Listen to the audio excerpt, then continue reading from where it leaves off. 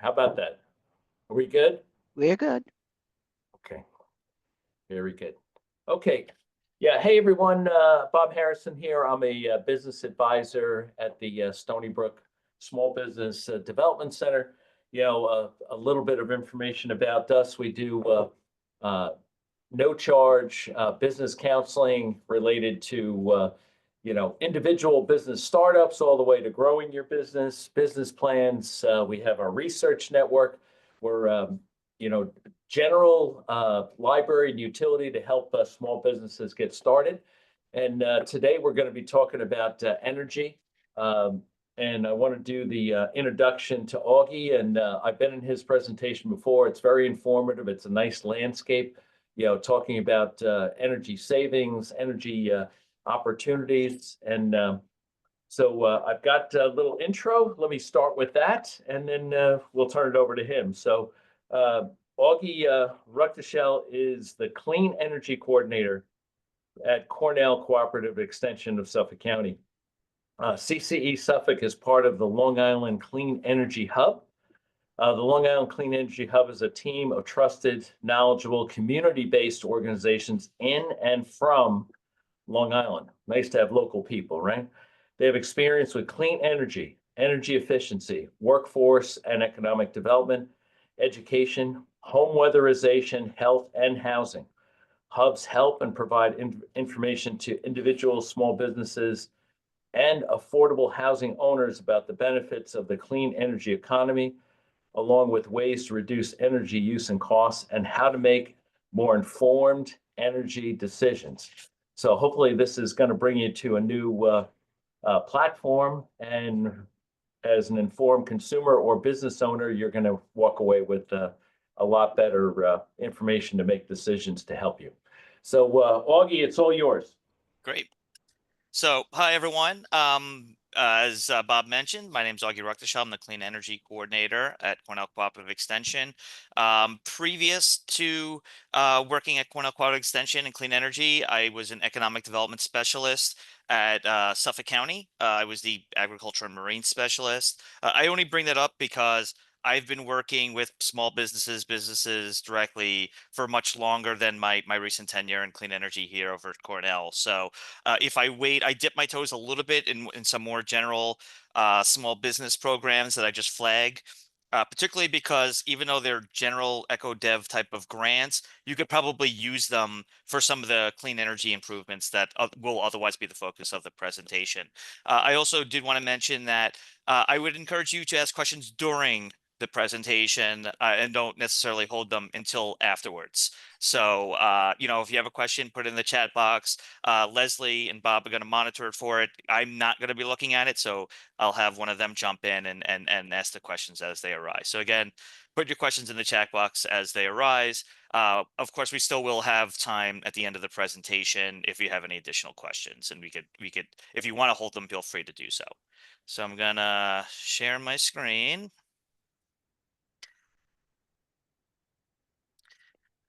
Okay. And then I just want you to all to confirm for me that you see the full screen, not with like the slide view, right? Great, awesome. So, so the focus of today's presentation is going to be the Long Island Clean Energy Hub, and specifically how we can help your small business save money on energy. If you're environmentally spirited, environmentally oriented, great. I'm going to help you as well. But if you don't give a hoot about such things, that's okay as well. I'm going to help you figure out ways to conserve energy and save money on bills, because ultimately that's going to impact your bottom line. So whether I'm talking with a homeowner or a small business or a not-for-profit, it's always on kind of energy consumption reduction and or renewable energy generation on site to use as part of your operation. So a little bit more background on the hub. The hub was created about 2 years ago. There's 12 regional hubs scattered across New York State. Our hub is a consortium of partners. So Cornell Cooperative Extension of Nassau County, here at the top right of the slide, is our lead agency. Cornell Cooperative Extension of Suffolk County is a partner. Renewable Energy Long Island is a partner. United Way of Long Island is a partner. Hofstra University is a partner. And Molloy University is a partner. So we have a really well-rounded team. All of us to a organization, either not-for-profit or education-oriented. Bob mentioned how SBD services are no cost. Exactly the same for us. We're no cost. And we're educators. We're not for profit. We are not invested in any one technology. We're not invested in any one contractor. Though, of course, we can help and assist in kind of steering you towards qualified contractors and contractors that work with existing programming and incentives and rebates and things along those lines. So I'm going to give a little bit more overview on the hub that is beyond just small business, but small businesses are just a component of the people we help. I mention these things because if maybe you just know someone, a homeowner, or you yourself as a homeowner are interested in rooftop solar or home weatherization or energy assessments, or you want to install an EV charging level 2 charging station in your home, we could help you in that space as well. In fact, that's probably 80% of the one-on-one work we do. So again, when we're talking, whether it's with a business or homeowner, we always like to start people with that energy assessment. Before we do some more advanced technological installations, solar, geothermal heat pumps, air source heat pumps, we want to secure that home building envelope. So we want to hook you up with a free home or building energy assessment. We could help, particularly in low-income communities, senior citizens. We find they need a lot of assistance filling out applications, providing documentation and paperwork. We could help individuals fill out that paperwork. Um, we could help identify what type of incentives that person, based on income or circumstance or situation or industry, may or may not qualify for. Again, I mentioned we could help people find qualified contractors to do the work. We can help advise on strategies and phases. And again, I like to lean on the word advise because I have a lot of people who are they're interested in solar. I say, hey, you should really do a home energy assessment first because we don't want to overscale the solar. That's going to be out of pocket expense. Let's secure that building envelope first. Quicker return on investment. Like, Augie, I don't care. Not interested in that sort of thing. I just want rooftop solar. Great, no problem. I made my pitch. I'm going to help you do the solar. So advise, but you're not locked into any step-by-step process that we may recommend, but we're happy to offer. We also do workforce development training. So, some of our partners do. Like United Way has something called a Power Up program. So it's kind of like a clean energy efficiency 101. It's 50 hours of classes and lessons. And then there's an opportunity to be matched with like energy efficiency contractors and things like that. The hub just held a workshop in Riverhead last week in our building for offshore wind. Anyone interested? We had 27 people interested in offshore wind careers, ranging from blue collar to white collar. So we help people identify those opportunities, career paths, that sort of thing. And overseeing both of these efforts are a emphasis on serving traditionally underserved or disadvantaged communities. And they're places, particularly here in Suffolk County or Nassau County, but Suffolk County, that our Central Islops and Brentwoods and Bellports and Huntington stations and Port Jefferson stations and places that have been traditionally underserved. We want to make sure that these communities aren't being left behind in the clean energy transition. In fact, we're lifting them up and giving them the opportunities to participate in. So that is a big key emphasis of our work. Again, that's a little bit more of the household stuff. Now let's dive into resources for businesses. So if someone came to me as a small business, regardless of the field, the first thing I would kind of advise them to do is to do a kind of free online benchmarking study. You essentially put in information about your industry, the size of your building.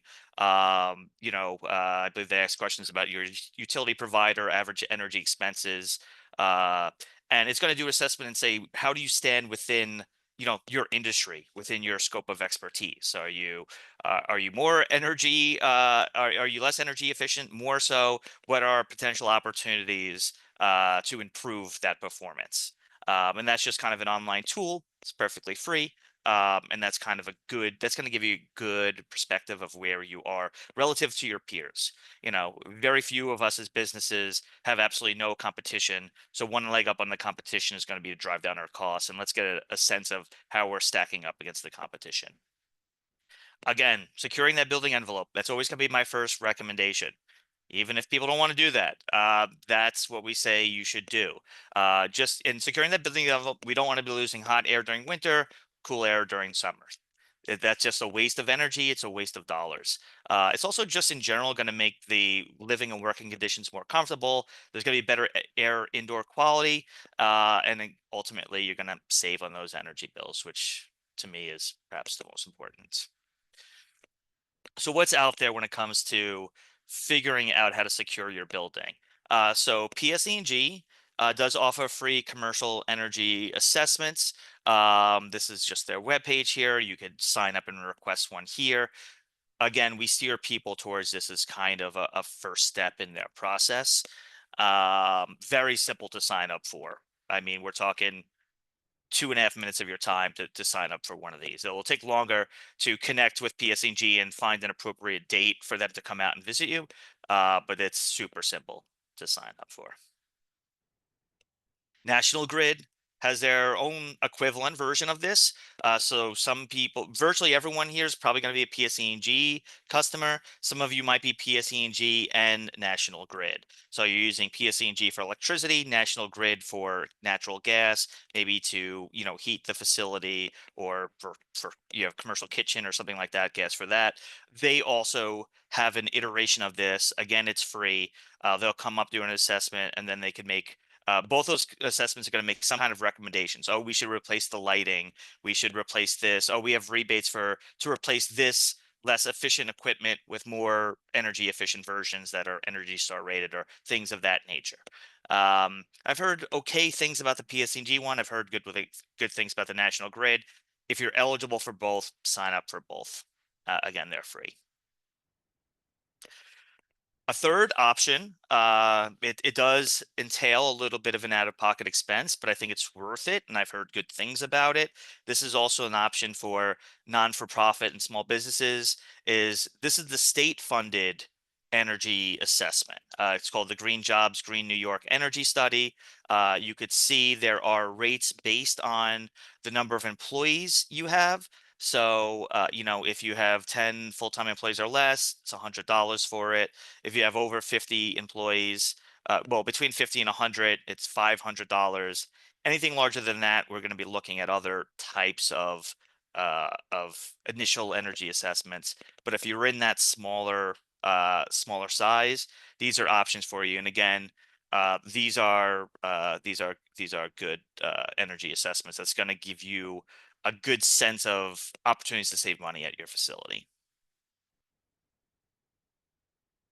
All right, returning back to PSE&G. So if you've received that initial PSE&G assessment, but they say this is the free one, right? This is one offered by PSE&G staffed employees. They may say, okay, to do a more substantial or significant analysis, you are going to need to hire and bring in outside contractors with skills and specialization and expertise in this space or in this industry and so on. PSE&G will offer cost share funding to cover some of the expense of that larger energy assessment. So if you go to the PSE&G page, you navigate to the Browse Commercial Rebate section of it. That's going to take you to this page, and these are your much more substantial, significant, effective, but costly type of energy assessments. So if you're talking about a more substantial Energy Star benchmarking study, so again, there's the one you could do free for online, which is somewhat surface level, and then there's a more enhanced version that could run up to $5,000. The funding that PSE offers for that can run up to $5,000 for an engineering study. For a kind of lead commissioning. Lead is is a kind of standard of energy efficiency and sustainability that a lot of more environmentally spirited and oriented organizations kind of aspire to. Those type of technical that kind of assessment, engineering, design work can be quite expensive. $100,000, $200,000. PSG will cover generally, it doesn't say it on the slide, but in my experience, generally up to 50% of the cost of that project. So if it's going to cost $200,000, they'll reimburse up to $100,000. If it costs $250,000, it's still only going to go up to $100,000. And then there's these whole building energy models. Again, something like that could run up to $100,000, but PSG will cover half of it. These are technical services, so we're not even looking at implementation yet, right? But when you're looking at the size and scale of your operation, uh, energy costs are a substantial portion of your budget. So thinking long term, there is real opportunity to save money long term. So just the numbers are big, but depending on your operation, may be worth that investment. I don't expect you to be able to read this page, but when you access these funding sources, PSG does maintain a list of contractors that are certified to work and provide these studies. So again, as you navigated to the website, it would give you a list: H2M, PW Grosser, Johnson Controls. So and it continues. My advice would always be to contact two or three of these, bring them in, and get estimates before you proceed with any work. I think the hardest part of my job is trying to convince people to get more than one estimate. And it doesn't matter if I'm talking to a homeowner or a business, or if it's solar or energy efficiency. I don't know why people do not like, I guess, because, it takes up personal time, business time. But boy, is it important to get multiple estimates. And it can be a little bit discouraging, but truthful to evaluate those estimates and see how different they are. And that can be a little bit dispiriting because you're like, these are the two professionals in the space. How could they be $25,000 apart? Or how are they offering such a different suite of services? But they can differ substantially. And we do tell people to get multiple estimates. You could tag us back in at that point. The hub offers a lot of services. We do not have the level of sophistication to do these energy assessments ourselves. But we're happy to have you tag us back in. Make sure those assessments or cost estimates are identifying appropriate incentives and rebates that might be out there to drive down the cost for yourselves. So always feel free to re-tag us in, and we could offer what insights we have. Flex Tech Assistance. So now this is the state's version of those PSE&G programs. So PSE&G has, as the local utility provider, offers these kind of cost shares. The state does as well. I won't linger too long on this page because Flex Tech, this will be a little confusing for the audience, is sometimes available on Long Island and sometimes not. Frequently, it's not, because Long Islanders don't pay what's known as the service benefit charge. So a lot of statewide NYSERDA programming, that's their energy agency statewide, is funded via on their utility bills via this service benefit charge. Long Islanders don't pay that. We pay a different charge to LIPA. So a lot of times we're not eligible for these programs, but also sometimes we are. And again, I don't expect you to know when we are and aren't. Just know that it's potentially out there. You could always check in with us.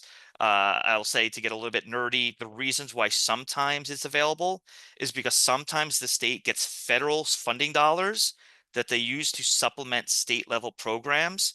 And when the funding source is federal, then they have to make it available to all of us. And that happens from time to time. So on occasion, we say, yeah, Flex Tech is available to Long Islanders. Let's go grab our share. So that's why I kind of mention it. But again, this is that more sophisticated, expensive energy assessments, energy feasibility studies, master planning, industrial and process efficiency. I believe Stony Brook offers similar services in those spaces. Data center efficiency, clean heating and cooling, carbon mitigation. So very sophisticated science-based analysis beyond the scope of anything I could offer you. To the extent I'm any kind of scientist, I'm a soft scientist or social scientist, not an engineer or or architect or anything along those lines.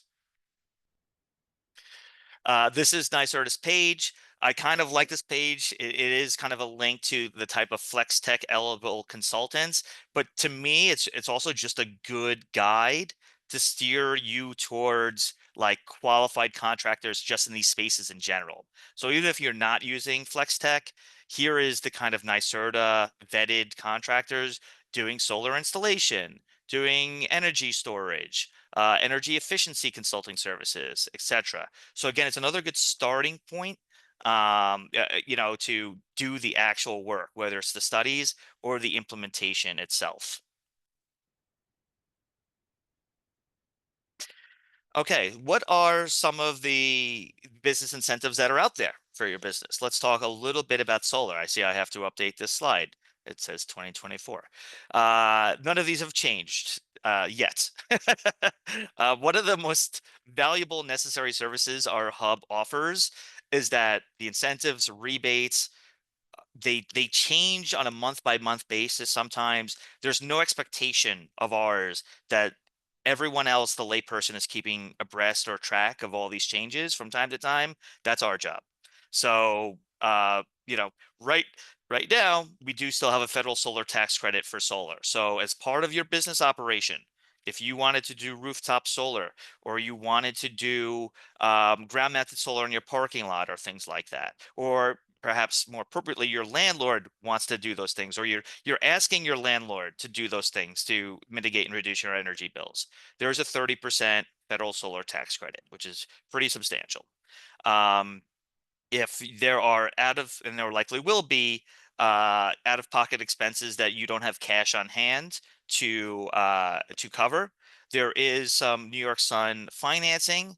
It's only up to $25,000, which may or may not cover the remainder of the project cost, but right now it's at a 4.49% interest rate. That's pretty darn good. And that may be, or perhaps is better than something you may find out in the market on your own right now. Remote net metering is something that commercial businesses, small farms, things like that can take advantage of that, say, a homeowner could not. So nowadays, if you're a homeowner, you want to do solar, you have a big house, your house can generate more solar than you use. PSE&G is unlikely to buy back that excess solar. They may do something called just regular net metering, where they say, okay, you generated all these kilowatt hours of energy in the summer, you didn't use all of it, you could bank those credits and use them during the winter when you're generating less solar energy because of the because of the shorter days and things like that. That's allowed. But what it won't do is say, oh, we'll buy the surplus, or we'll let you use it somewhere else. Small businesses, that's generally different. If you have multiple operations, you have multiple retail operations, but you have one facility where you're doing your processing or things of that nature, it is likely you could negotiate a circumstance where you're generating all that excess, quote on excess energy on site, but you're distributing it or allocating the credits to other parts of your operation. So that is something to keep in mind as an option for you as well. There's sales tax exemptions on the solar panels themselves. So as you're purchasing the equipment, or likely the developer purchasing on your behalf, there's no sales tax on those panels and things like that. And there's a property tax exemption. So if, for example, maybe the town assessor would say, well, your property was worth this pre-solar installation, but now that you have the solar panels, we're increasing the value of that property, and thus your property taxes are going up. There's actually a 15-year exemption on potential increases in your property taxes associated with that solar panel installation. Towns and municipalities can opt out of that property tax exemption, but to my knowledge, and last I researched and looked, no one on Long Island has done so. So we're still eligible for those property tax exemptions. Oh, Oh, sorry, go ahead, oh Leslie. yes, we've got a couple of questions. Oh, great. Brian would like to know, would you get involved in new construction, a standalone building? Sure. Yeah, we'd be happy to help. Someone interested in doing new construction. Honestly, new construction is the better starting point for solar, for geothermal heat pumps, for EV charging infrastructure. Retrofitting is more expensive than doing things from original planning and design. Bob has many questions. Bob, do you want to hold them to the end or do you want to do them now? I think some of them can be held. I see from this slide, it might answer some of those. So yeah, I would wait a bit. Right. So we're good. Thanks.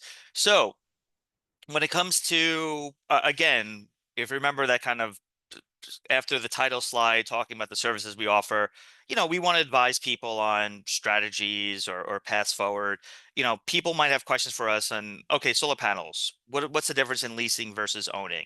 I could navigate this very quickly and just say, look, the short answer and simple answer is that if you have the money, own.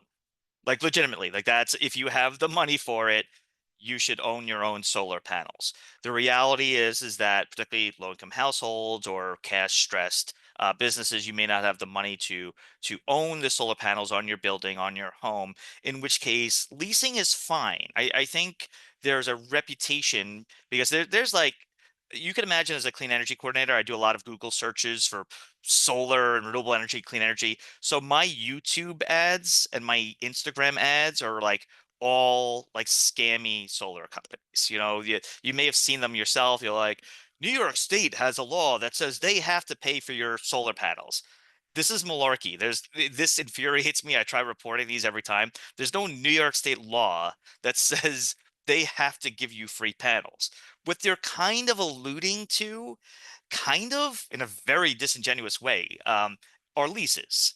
And in a lease, what's going to happen is the developer is going to own those panels. They're going to install them on your roof. They're going to capture all the energy benefit and sell that energy. And they're going to sell it back to you, but at a price point lower than PSE&G was selling it to you. So when you have that lease, you're going to save money. It's just that you're going to save 20-30% of what your energy bills were with a lease, which is fine.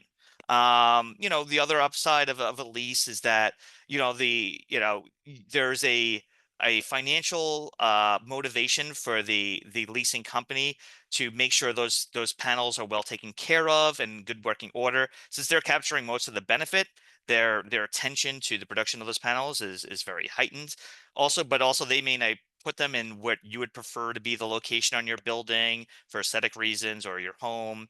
Uh, again, they're going to capture most of the benefit. You're still going to save money with no out-of-pocket expenses, which may be good enough that you could take the win and walk away and not feel bad about it. But if you could afford to install the panels, now you're going to capture 80 to 90% of that benefit. The only thing is the cost of the panel installations themselves. After about 5 to 7 years, it's paid for and it's all savings. So, on month one, yes, you're already going to save 90% on your energy bill, but you're costing off the expense of those panels and so on. It's going to take some time to recoup that investment. But again, after 5 to 7 years, your energy bills are just going to still be 1/10 of what they were, and they're completely paid for. And you're just walking away with entirely savings at that point. So again, if you can own. If you can't, leasing is a perfectly palatable option. It is kind of important to try to work with contractors who may have experience in your industry, have a large footprint. I always tell people, try to work with a locally based solar contractor because I found that it's the national based ones that disappear, that don't have the local feet on the ground that can address issues as they arise, hailstorms damaging the panels and things like that. So to the extent they have a local sales force, local team, repair team, even if they're outsourcing to subcontractors, try to pick local if you can and someone with a good footprint. And NYSERDA has a list of what they refer to as, NYSERDA certified contractors. There's a platinum standard, there's a gold standard, and you could use to kind of navigate those options. What are the small commercial solar benefits? Again, long-term reductions in operating costs. This is more nebulous, but energy independence, right? I mean, it's nice that you're you're generating your own energy. There's a good return on investment. Commercial solar power systems have about a 10 to 30% return of investment. The payback is 6 to 10 years. I guess I undersold it. I may have been thinking homeowner 5 to 7. It does increase the property value. And again, you have that 15-year exemption from property tax increases. So if it gets to the point of reselling, that is a potential upside. There's a corporate social responsibility. So again, for those environmentally oriented, environmentally spirited, climate change concerned companies, this is good branding part of their business model. And then there's employee benefits. You could do something, if ever any of you ever heard of community solar, where residents purchase kind of a share of that energy production. You could extend the energy production on site to your employees as part of their compensation package, or ways to reduce their home energy bill. So it's a little bit kind of out of the box type of thinking, but that's like an additional employee benefit you could potentially offer. Uh, if you're interested in electrical vehicles, commercial businesses as well as homeowners are eligible for the EV tax credits. So right now there's a federal tax credit for eligible vehicles. There's a list online between $2,500 to $7,500 per vehicle. New York State has an additional $2,000 tax credit, though they are stackable. You could also take advantage of those right at the car dealership, so they'll be taken right off at the point of sale. You don't have to worry about waiting on checks to be mailed back to you or things of that nature. So that was a change in the Inflation Reduction Act. They are available now. I couldn't speak for future years. It would take of active legislation to end those tax credits, but it's unclear, what the administration's position will be on electrical vehicles in the future. Uh, if you're looking to install multiple EV charging stations at your grocery store, at your retail operation, at your processing facility for employees, there are fairly generous incentives to install those charging infrastructure. PSE&G can offer up to $370,000 to install DC fast chargers. That sounds like a lot of money, but DC fast chargers are also really expensive. They are like $300,000, $350,000 each. There's if you want to do the level 2 chargers, which don't recharge the vehicle as quickly, but it's still, between, you could do a full charge in about 2 to 4 hours, depending on the vehicle. There's up to $30,000 to install those level 2 chargers in your parking lots. If you're interested in that sort of thing, if you were interested, I'd hook you up with my friend Paul DiBenedetto. He's the EV charging expert over at PSEG and can help you navigate those programs. In addition to that, the state has its own charging infrastructure incentives, which you could stack, meaning you could access both. They're not mutually exclusive. So an additional $4,000 per charging port, that it was if it's installed in a public facility. So I guess not super relevant to you all. But $2,000 per charging port installed at a workplace or multi-unit family dwelling location. So again, you could stack these up and get pretty close to full coverage of the infrastructure installation costs through these and other mechanisms. This is just a rundown again of like the speeds and rates at which the level 2 versus the DCFC charging costs. You could see down here, DCFC charging is about 50,000 in equipment costs, another $100,000 in electrical service upgrades. I think this information might be even a little bit dated. It's a little bit more expensive than that. Here's just kind of a neat, like, one pager, hard for you to read, easy for me to read on my screen. I'm not sure about yours. But it's just kind of a rundown. Again, there's energy efficiency tax credits you could take. So as you install those, insulation, air and duct sealing, things like that, maybe it's ripping out old energy and efficiency coolers or heating units, replacing with new energy efficient versions. There's tax credits associated with that work. Again, electrical vehicles, there's tax credits. Vehicle charging stations. So of that infrastructure, in addition to Charge Ready 2.0 and EV Make Ready, you could take in another 30% of that charging infrastructure and get as a tax credit rebate when you file your taxes. If you're looking to rip out and replace oil burners or gas-fired, furnaces, things like that, and replace it with geothermal or air source heat pumps, which is a more environmentally friendly option and more efficient option, there's a 30% tax credit for that. And the solar tax credit, which we mentioned as well. Those are all the federal programs. And then New York State has its own, some of which we mentioned already as well. Here is a kind of a neat thing. It won't be applicable to everyone, but through the USDA, the USDA is the U.S. Department of Agriculture. If you're not farming, you say, well, why is he talking about it? May be eligible. The USDA doesn't just serve farmers or agribusiness, they serve rural businesses in what's known as census designated rural tracts, of which part of Suffolk County is eligible, is designated as such. For those businesses, you could apply for a grant. Applying for grants isn't easy. I won't pretend that it is, but you could apply for a grant to get a 25% reimbursement on that energy investment. It's for things like, again, biomass, geothermal, maybe it's a land-based wind turbine, solar generation, it's high efficiency heating and HVAC, insulation, lighting replacements, replacement of cooling refrigeration units, some of the things we mentioned before. There are some grant writers, for-profit grant writers, I should say, again, not affiliated with us, that could potentially help you in these applications, who have some expertise in this. We have a list. Some of them had received funding in the past to write these grants for free. My understanding is that grant funding has expired, but still their track record of delivering these grants is pretty high. Happy to provide a list if you're interested in exploring them. But here is our map of it's the non-shaded areas. So Wading River, Calverton Riverhead, Mattituck, Southold, Greenport, East Hampton, Springs, Montauk. These are actually eligible based on they're geographically eligible. Now there are like size limitations to your business and things like that that may put you out of the eligibility criteria for these grants. But I know some fairly large businesses that have at least applied for these grants. I know they just met. There was a December 31st deadline, so I don't know the status of their award, and we won't for some time.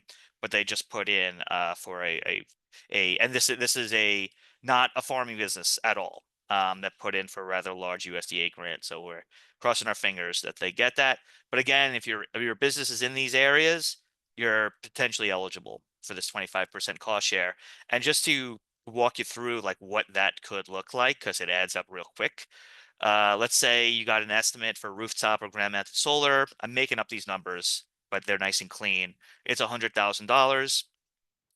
You got that USDA REAP grant. It is reimbursable, so don't fool yourself into thinking it comes off the top of the cost.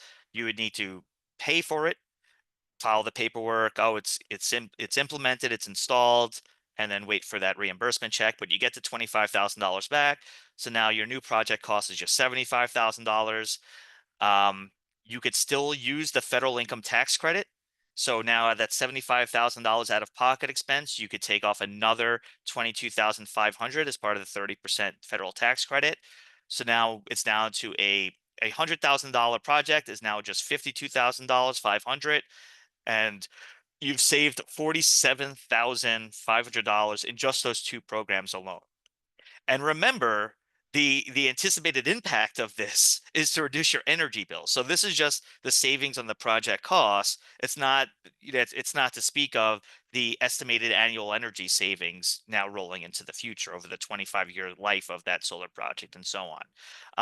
It's also entirely possible there are other grants or opportunities that could go into this, but very quickly we could knock down a $100,000 project to nearly 50% of the project cost.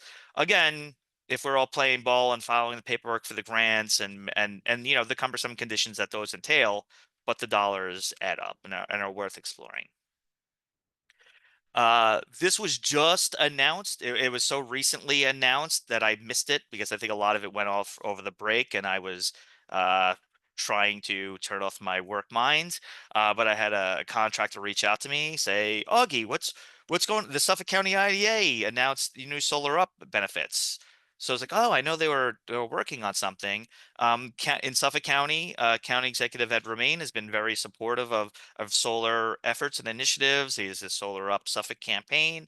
As part of that campaign, the IDA has announced this new initiative, which they hope incentivizes commercial, well, not commercial, but incentivizes commercial entities to integrate or implement like rooftop solar.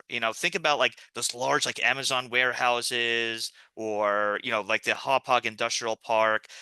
You won't see a lot of rooftop solar on those operations. You don't see large scale geothermal heat pumps installed. This effort is meant to change that. So traditionally, if you're familiar with the IDA, I'll give you a little bit of, I think I'm doing okay on time. I am good. We have an hour and a half, right? Yes, okay. So we're doing just fine. If you're so I'll digress a little bit on industrial development agency if you're not aware. Traditionally, a large scale business, so this is less for small businesses, but I'll talk about it anyway. Large businesses that are proposing construction of a new $4 million facility. They think it's going to create 50 new jobs at, average median salary of, $88,000 a year and so on. But they say, boy, we don't want to pay the property taxes in that industrial zone as currently required. But we think this is going to generate so much economic activity. It's in your interest, i.e., Suffolk County or the town of Brookhaven or the town of Riverhead, to give us a deal to make a payment lower than the expected traditional tax rate. So they say, we're going to make a payment in lieu of taxes, or a pilot, if you're familiar or not. So that's a process of negotiation. It's not so much set rates. It's a process of negotiation with job creation expectations, the salary of those jobs, the longevity of the project, and so on. They usually come up with a number and say, okay, instead of the taxes, which would be this, we're going to propose this lower number. It's held for a public hearing. It's negotiated. It's voted on by a board of directors. And then, let's say, ultimately approved. It's usually for 10 years. Usually, traditionally, it's a 10-year payment in lieu of taxes. What this new proposal is, my understanding of it, is saying is that if you come to us with that new construction or massive renovation, and you're negotiating a new pilot, we're not going to require renewable energy or solar or geothermal heat pumps. But if you integrate those elements, we may give you a 12-year pilot. We may give you a 13-year pilot or a 14-year pilot. So we're going to extend the term, not the dollar amount. We're not going to change the dollar amount, but we may make it longer, assuming you satisfy the conditions of actually implementing these large scale renewable energy components. So the expectation is that at the end of the 10 years, you prove that you've implemented said improvements. We then have the option to extend it. So that is, again, your best point of contact would be to reach out to the IDA directly. Again, there's generally fairly substantial job creation expectations. So if it's not a large scale project, the IDA is probably not going to be helpful to you here. It's also important to note that the Suffolk County IDA specifically does not serve all of Suffolk County, which is confusing. The Suffolk County IDA services parts of Suffolk County that don't have their own IDAs. So like the town of Brookhaven has their own IDA. The town of Riverhead has their own IDA. I believe the town of Babylon. I may be missing a few, but there you would still, if you're in those towns, you still have to go to those IDAs. And to my knowledge, they don't have an equivalent program like this yet, but hopefully they'll follow our lead. I think that is the hope. Um, so so Hey, Augie, can I ask you a question? Yep. There used to be a program, PACE, Property Assessed Clean Yes. Energy. Is this related or totally separate? They're separate. They're separate, but the commercial PACE program still exists. I actually don't have a slide about the commercial PACE program because I do a very poor job of explaining it. I know it's ultimately you could pay you could install large scale solar, and the cost of that installation is added to your property tax bill, and a lien is put on the property. It's fine. I don't find it to be like massively. It is not. Yeah, I don't do a good job of explaining it, so I don't touch on it a lot. But it is still around, and I could send information about it. And honestly, maybe I should just get better about understanding it. but normally what I would do is say, oh, you're interested in commercial pays? You should talk to my colleague, Lisa Broughton, who I work with at Suffolk County Economic Development and Planning for the 10 years. Our offices were adjacent for a lot of those years. So I would say that's a Lisa question. Okay, thanks. Yep. Okay, so I mentioned, why are you talking about like kind of more general scale economic development opportunities? Again, because there's opportunities to repurpose, some of the opportunities through the consolidated funding application, which comes out, I want to say March or May of every year. I forget when it comes out. I know applications are due usually the last Friday or approximate of July every year. But the consolidated funding application has grant opportunities. There are a couple that are energy specific. So there's a commercial and industrial carbon challenge. This has grant awards of between $500,000 to $3.75 million to help make commercial, industrial, or institutional entities more carbon neutral. There's the Building Cleaner Communities competition. Again, projects that support carbon neutral or resiliency projects in New York are eligible for funding through there. There is the Small Manufacturer Modernization Grant Program. Again, this is through the consolidated funding application. This is for agribusiness and food production, biotech, clean tech, defense. You could read the eligible list of applicants themselves. But here's grant awards from $50,000 to $250,000. Again, there's nothing to exclude those investments from including clean energy elements. In fact, I think they would be rewarded, not penalized. So if you said, part of the things you're trying to do to modernize your manufacturing is to make it more energy efficient, that's going to be well received. So again, this is a nice kind of little pivot. Again, it's not clean energy specific, but could be used for clean energy elements. The Long Island business, if you're looking, this is just general business information. You're looking for new employees or trying to access hiring incentives. There is a Long Island Business Service regional office through the Department of Labor. The contact information for the individual there. So again, training, employee needs, that's a resource for you. Minority and women-owned businesses, Stony Brook is going to be your point of contact for that. So if you're looking to take advantage of opportunities offered through Suffolk County purchases or the state of New York's, there are prioritization given to minority and women-owned businesses. I know the SBDC can help you access and achieve that certification. So I would defer to them. Maybe Bob or someone else could expand on that at the end. And then wrapping up here, all of these type of things I've talked about today, you could find Cornell Cooperative Extension of Suffolk County has a clean energy page. And then I break it out by opportunities for small businesses, for non-for-profit organizations, for multifamily housing, for farm businesses, just general pages about solar energy or offshore wind, career opportunities. You're going to find everything here on the page. It's a good starting point and helps you do your research. Maybe if you want to do some research before you reach out to me, it's always helpful. I send out an e-newsletter once a month. So as new things come across my desk, new grants are announced, workshops are announced. I announce it in the Clean Energy newsletter. So I really hope you'll subscribe to that. I will say, perhaps the thing I'm most proud of from when I used to work for the county is that I had an agriculture and fishing e-newsletter that I sent out monthly. There are approximately 550 farmers in Suffolk County. I had 1,800 subscribers to my ag and fishing e-newsletter. I don't know how it got to be so popular. I had people who would meet me professionally and they'd say, "Oh, wait, do you send out the ag and fish e-newsletter?" Yes, I did. I non-farming and fishing oriented people were reading it and accessing it. I stole my own idea and brought it over and just do it for clean energy over through Cornell. There's also a Facebook page as well. Honestly, Facebook is probably better than a newsletter because the newsletter comes out once a month and I need like tons of lead time to get things in there.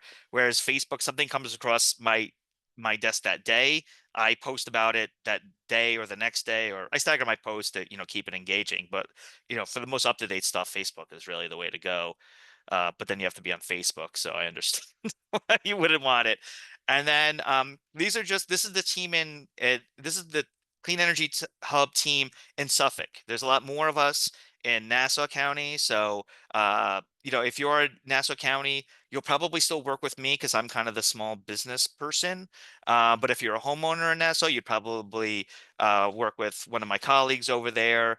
And that would be to your benefit because they're better on some of the home stuff, and I'm better on some of the small business, not-for-profit, municipal stuff. But yeah, we have a whole team of individuals ready to help, and me and Julia are the Suffolk reps here at Cornell Cooperative Extension, Suffolk County. So that is it. I'm going to stop sharing my screen, and I'll take any additional questions we got. Okay, Bob has many questions. Okay. What I'm going to do is in the chat, I'm going to send everyone a notice about if you want to make an appointment with us, how to do that. Also, at the end of this presentation, when you log off, a survey is going to pop up. Please answer that survey. It helps us choose which presentations we think would be most advantageous to the public. And also, it's mandated by the SBA. Also, Bob, I'll do you throw have out anything? there, Yeah. I'll throw out there that if you wanted to have a meeting with the SBDC and me, that's something I would be open to doing as well. So, I'd be happy to do that, to do a joint meeting. So that's an offer I'll put out there. Bob, do you want to ask your own questions? I'll keep recording. Yeah, a couple that came up. Let me do these because they're on my notes instead of the chat. Is the when I did a purchase power agreement for the solar on my house, there was a $5,000 state tax credit that I was able to access because it was Sunrun took the federal, just when they put the PPA on. Is the 5,000 still available out there? So for homeowners, there's a 30% federal tax credit and a 25% state tax credit.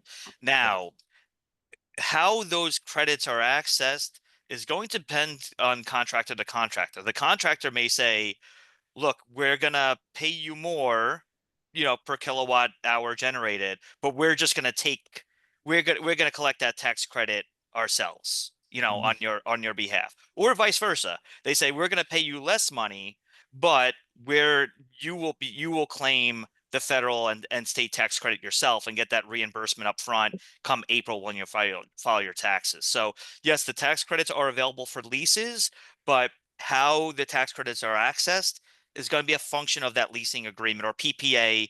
There is a slight difference between a lease and a PPA. I won't pretend to remember what the difference is, but they're extremely similar. Okay.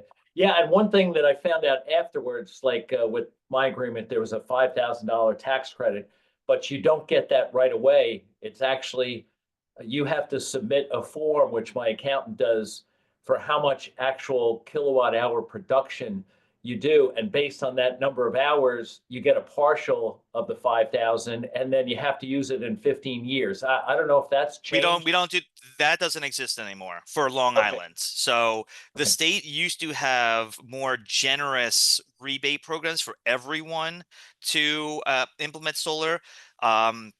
Unfortunately, in a sense, fortunately, in another sense, solar is so independently successful and a worthwhile business proposition that those incentives are no longer needed on Long Island. So in other parts of the state, they have them, but here on Long Island, unless you're very low income, there are no additional incentives for you. For a low income household, there is a 40 cent per kilowatt hour rebate, but you have to be very low income, to access that rebate. And again, that's not business. That's Right. a homeowner. Now, are the incentives, like I have a client right now that's building a rock climbing gym, and Hmm. he's leasing space he hasn't done, any renovations yet. Can he access some of the different incentives, It's either it's electric, gas, or? it's Yeah. challenging. It's really the landowner that needs to sign off on all these things. It's the landlord. Okay. So if you could get the landlord to move forward in the process, then yes. But as far as the lessees, it's a similar challenge in the home space as well. So as you can imagine, our low income consumers are renting. I'm renting. I'm in my apartment right now. Like, most of these programs don't apply to me. Like, when I talk about renter opportunities, I talk about community solar, which I belong to. Community solar saves me 5 to 10% on my home energy bill. Beyond that, it doesn't do much. I tried to get my apartment unit complex owner to install smart thermostats, and they told me to pound sand. And and I even tried to big time them. I said, my name's Augie Ruckdeschel. I'm the clean energy coordinator at Cornell, Cooperative Extension, Suffolk County. I'd really like to explore smart thermostat options for us here in our apartment units. Like, we don't do that. End of conversation. So, I talk that end not to discourage people, but you have to have forward thinking and open-minded landlords, whether you're renting for residential living purposes or as a small business. And you need to find a way to make your energy sort of motivations theirs. So, you could say, look, I know you're challenging leasing your other spaces, or it's tough for me to make the bills. One way that you could generate a more reliable income flow is by reducing the energy costs of your tenants, right? Like, if you reduce their energy bills, they're going to be able to make their rent payments much more easily from month to month to month. So, to the extent that you could convince them that it's in the long-term financial interest of the building owner, the landowner, that's the path we really have to try to navigate. All right, good, good. The the other thing is, the maintenance on the solar panels. Like, I had a purchase power agreement, so the maintenance is included Yeah. with that. And I've had some panels go bad and things like that where they've had to Mhm. come. Now, what do the homeowners do, that buy the panels? Yep. Like, are there service agreements? Yes, there's a service agreement that will be included in that ownership. Yeah, and warranties and things of that nature. So they should last the lifetime of the solar panels. I will say the biggest concern one should have, I hate to even mention it, but we're here, we need to be truthful, is that company going out of business, right? So that's the risk. The risk is not that something bad is going to happen to your solar panels while the company's business. Yeah, maybe they drag their feet getting out there, but they will come and fix it eventually. If the company goes out of business and no one takes them over or buys them, and this has happened, that's a risk. That's the biggest risk out there. Okay. Yeah, I know. I went to a site visit one time. You probably know Sun Nation out of Of Run. course. Yep. They've said that during the presentation, they've taken over a lot of the smaller installers that were Which kind is of true. popped up and then left, and they've kind of taken over the service and support. So They I was happy absorb. to hear that because, like you say, if somebody drops out, what do I do? I Yep. can't go up there as electrically and do changes. So, Yeah. Yeah. It's a very real risk. okay. Uh, uh, no, Leslie, anybody else wants to jump in? Like, I know I've got my questions. I want to make sure. No, go ahead. No one else is asking anything. Okay. Augie, on electric storage for business and homeowner, any incentives out there? I know when I had Yes. my business, that demand meter that, PSG puts in, and you turn everything on in the morning, it spikes your demand, you Yep. pay like premiums. Any incentives on the storage side? Even if you don't have solar or, another green energy, anything that you can store to kind of take out that peak demand? Yeah. So the battery storage is pretty much eligible for all the things I spoke of. So the federal tax credits, the state tax credits. Well, there's not state tax credits. There isn't state commercial uh tax credits for solar, but for federal, yes, there are. And again, any of those grants, I can't think of a single one of those grants that wouldn't cover, a component of battery energy storage. PSE&G has incentives and rebates, which they keep internal. I couldn't tell you what exactly the reimbursement is for it, but they have programming for that sort of thing. So yes, there are incentives and rebates as a component. It would need to be as part of renewable energy. So it wouldn't be, you couldn't just put in a battery and bank like dirty energy produced by PSE&G during the cheap hours and then use it during the expensive hours. You would need Okay. to be There'd need to be some on-site generation through geothermal or solar, or like a land-based wind turbine. But yes, that would be eligible for pretty much most of what I talked about. Okay. Yeah, I've got another client, actually Caroline Church over in Setauket, that that they have their church parking lot, but a lot of people use it to visit. There's like a park across the street, that kind of thing. Hmm. He wants to put in the EV charging station, so I kind of sent him to PSE&G and National Grid because he is a gas customer. Should he connect with you as well to Sure. make Yeah. sure he's got the whole landscape Yeah. of what's Definitely. available? Okay, Yes. good. And we work with non-for-profits and churches and stuff like that as well. So, yeah. All right, good, good. Um, let's see. Oh, the home energy assessment. I've always wanted to do it, haven't done it. Do they still do like the infrared camera to Yes. see your Yeah. heat loss So this is areas? this is actually the best. This is one of the best seasons to do a home energy assessment. Winter and summer are best because you need to be able to see the differentials between the outside temperature and the indoor. So that's when the thermal imaging is going to give you the best reads. If it's less than a 15-degree differential, it gets a little bit muddied and less valuable. So winter and summer are the best times to get a home energy assessment to identify problems in your home spaces. Okay. And one other thing with you had like a 4.49%. Is that if somebody wants to purchase like solar panels for home or business, is that inaccessible? Because the other rates went way up. I know a lot of people bought them It's on. the same rate. It's the same rate for home. Yes. Okay. Yes, exactly. It is the same funding source. And yes, and I see Amira has a question. Yeah, go ahead. Yes, thank you.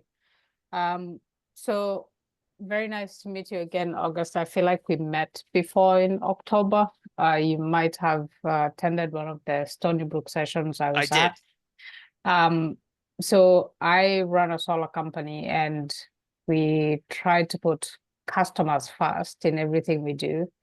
And one of the key things that keeps coming up is, other than being fully informed about all available options, is the idea that you just mentioned about companies going out of business and having a way to get help when they need help for their systems. And there's this solar insurance going around. Is that something you guys are advising customers to look into? Uh, no, but I will now. Honestly, this is like Amira. I'm always learning.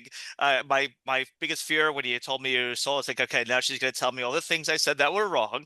But you've done something better, which is you've identified a need and a solution that is worth exploring. So I appreciate that. I'm not completely up to speed on that, but that strikes me as a good option for folks. Yeah, I'm happy to introduce you to them if you'd like to. Please.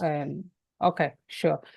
My other question was on nonprofits, and so I have quite a few like temples and like churches that need help with energy solutions, but they don't have tax appetite.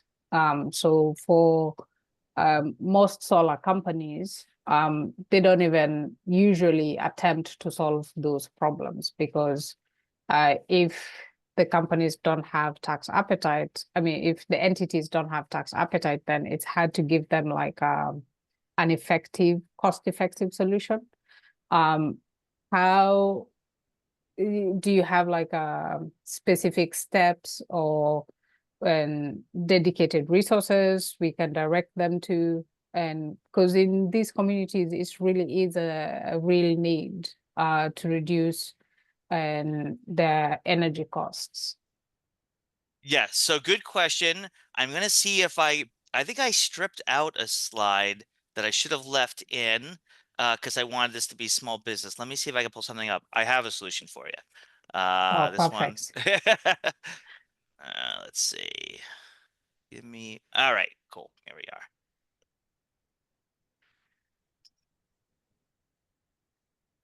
Come on. All right. Can everyone see my screen again? Or no? It's loading. Okay. Yeah, safe now. Okay, great. Okay, so here's the thing. Through the Inflation Reduction Act, there's what is known as investment tax credit or direct pay. Not-for-profits, churches, religious institutions, educational facilities, municipalities are eligible for this. So you say, oh, but they don't pay taxes. That doesn't matter. They intentionally, with foresight and design, Mm-hmm. created a process where non-tax-paying entities can still take advantage of these quote unquote tax credits as a direct payment made to that not-for-profit or that municipality. So if they wanted to take advantage of the 30% federal tax credit, they're going to do solar panels in their parking lot or geothermal heating system or electrify their fleet. They can still take advantage of this 30% tax credit. So it's a $100,000 project. They will they don't again they don't traditionally file taxes. This year they will. I forget the name of the form. I have it, somewhere else. We also have a contact at the IRS who works with us on some of our projects who would probably be happy to advise. But not for profits, churches, other religious institutions, mosques, synagogues, they could take advantage of this federal tax credit as a 30% reimbursement. Okay. And is it okay if I maybe bring you in 100%. to Yes. advise them? Okay, Yes. perfect, perfect. This is helpful because I don't know how this works and I don't want to give them, Yeah. And again, we're bad not for information. profit. Mm-hmm. Bring us in. I'm happy to give, advice that is not like I don't get a cut of that 30%. I just want to make sure that they're getting it. Okay, awesome. Thank you so much. And This is and Amir, helpful. I emailed you I side texted you my email address as well. So Okay, sounds good. Thanks. We're gonna get Augie, we're gonna get your contact info out to all great. of the attendees afterwards. Cool. And is this get posted online as well? Yes, Okay, after it gets edited, it's put on our website. okay, And I have a question. sure. I don't even know if you'll do this because it's very nice we're getting all these credits with our solar, but we have no way to bank that power unless we buy like a wall unit or something like that, a battery unit. Yep. Is there anyone that gives any kind of comparison between like the Tesla or any of the Mm. others that are available? It's a good question. I could look into that for you, but It's so confusing. yeah, my suspicion is that there are lots of, I mean this in a very positive way, lots of nerds out there who have almost certainly done this work. And there's definitely clean energy nerds like that live for this stuff. So I bet you there's reputable sources out there that even if it's not like a .gov, like listed site or something like that, I bet you there's some reliable, independent or journalist oriented comparisons out there that are worth tapping into. But yeah, I don't know off the top of my head, who's done that like side by side comparison. Um, I have heard anecdotally, I have heard the Tesla batteries is pretty darn good. If you go to I always butcher the name of this, but there's at Jones Beach in Nassau County, they constructed and created this research and energy and an environment like research center. It's really cool. It's entirely it's net zero. They use rooftop solar. They use geothermal heat pumps. It's completely weatherized, and I'm not sure if it's LEED certified, but if not, pretty darn close. The battery they use in that facility that's on display is a Tesla model. Thank you. But the Tesla one is $40,000. Yeah. Yeah, that's I can look into that.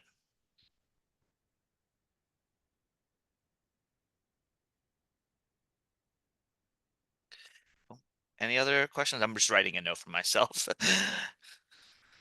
Yeah, I had one other question for you. You know, it seems like National Grid used to have like some rebate incentives when you were going to like high efficient, like either gas heating, hot water. It seems like those have gone away. Is that because everything's kind of shifting more to the electric side? Yes, that's true. So state policy is with intentionality moving away from natural gas. I think correctly at one point was assessed as a cleaner option versus, traditional oil, diesel oil, and fossil fuels and things like that. So there was some energy and financial motivation to move towards natural gas. Now I don't. I think even National Grid, if you talk to the right people, understand that like natural gas is maybe a little bit better, but it's not really natural. It is still a fossil fuel. It is still worse than electrification if it's a big if the electrification itself is being powered by solar and offshore winds. So like that's the like if you're just moving to electrification and you don't replace the fossil fuels, the coal and stuff being burned at those power plants, then it's there's no improvement. But if the electrification is being powered by offshore wind and solar and hydro and maybe even nuclear, now you're talking a clean option. National Grid is also very much getting involved in hydrogen, which is the weakest component of my knowledge base. So please don't ask me a lot of hydrogen questions. I believe the most promising immediate component of hydrogen is extending storage capacity. So right now, like if we're looking at battery energy storage, it's like 3 hours of storage, like it's not a lot of that you're banking, whereas hydrogen has the capability. And Stony Brook is there, your lab over at ACERS and whatever is like leading the charge on hydrogen. I won't pretend to be a good mouthpiece on that technology, but I only to say like National Grid is putting a lot of stock in a pivot in that direction long term as well. But yeah, a lot of the day to day, like I have people say, do you have any rebates or incentives to extend the natural gas connections to my neighborhood or community or household? And we don't have anything like that. Yeah. I know I'm old enough to remember maybe the 80s was a clean burning natural gas was the advertisement at that point. Yeah. And again, it's all like an improvement on the status quo as far as I'm concerned. I don't think it was like disingenuous. I do think it's probably a little bit cleaner, but Yeah. now we have even better options as the price point, continues to get lower on solar and other things like that, geothermal, hopefully. Those are definitely cleaner options. The question is cost at this point. And if we have to incentivize and rebate to make it better for the consumer, the small business, that's part of the strategy the state is taking. Yeah. Yeah, just share with you one other thing. I've been trying to get Sunrun, um, which is my purchase power agreement provider, to get me a storage unit, store battery storage. Yeah. They don't want to do it unless it's a new installation. And Mhm. I'm not, I've been asked several times, I don't know, it's New York has to change to be more like California, they're saying, so we can do this separately. I'm not sure why, but there's always seems to be nuances in the agreements that are out there. Yeah, I've heard that as well. I think it's just not worth the work. I see this in other spaces. Like I have some people that are interested in air source heat pumps, but they're not all the way in on the technology yet. So they say, I would like to start by replacing just my water heater with air source heat pumps, give it a shot, test its reliability, see what the impact is on my energy bill. But there's not a lot of contractors that want to take on a job that small. It's a lot of work for not a lot of bang for their buck. They'll do it as a larger component of a larger size, like energy efficiency or air source heat pumps replacing, the heating and cooling in the home. But the contractors who just want to do air source heat pumps for water heating is very small. So, and it's a bummer because like we have really generous rebates for that for low income households, but good luck getting a contractor to come do it. In addition to it being a small job, you also have to navigate the state reimbursement process and follow all this paperwork and wait for payment 6 months later. So it's like, you know, that's it's so anyway, what you're describing is not unheard of in other spaces of the clean energy field. Good. Good. Thank you.